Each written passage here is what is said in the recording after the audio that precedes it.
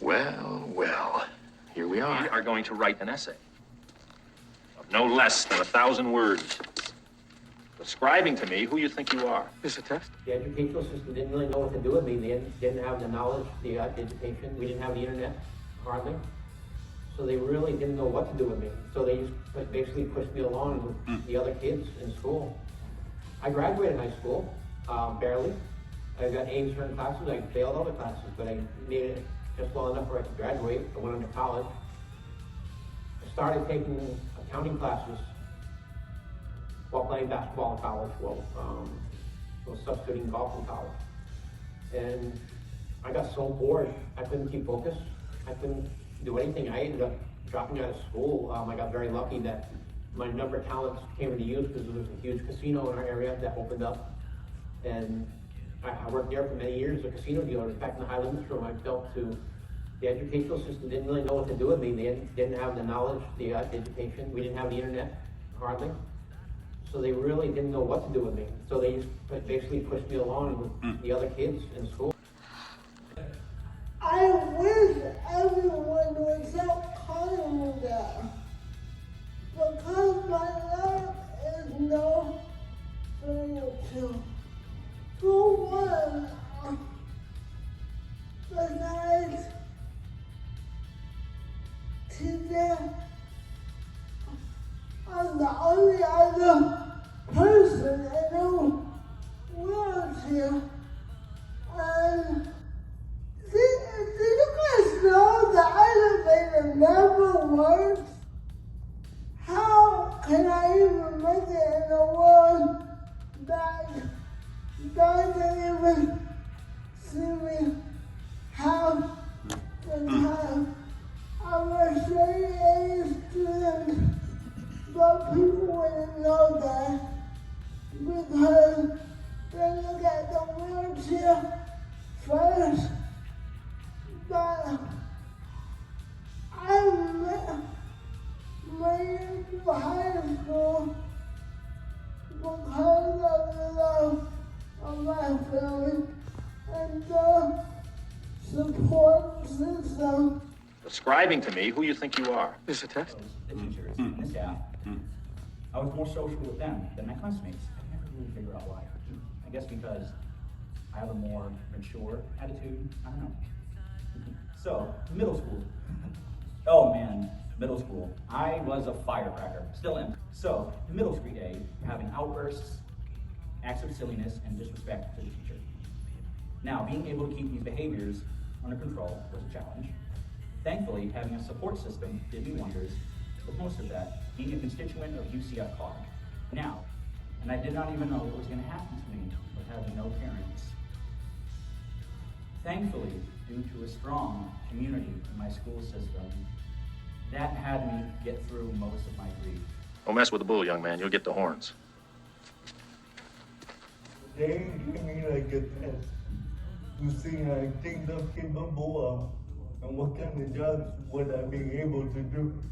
They came back to us and said, TJ, you're only capable of working in the mailroom, pushing mail, delivering mail orders. And that kind of pissed us off. So I decided I would go to a adult education place, get a certificate, and where did I'm working on computers. And I took it back to VR, and I showed them, and they finally said they would pay part of the money for me to go to college. Well, they gave me like a test to see I think I'm capable of and what kind of jobs would I be able to do.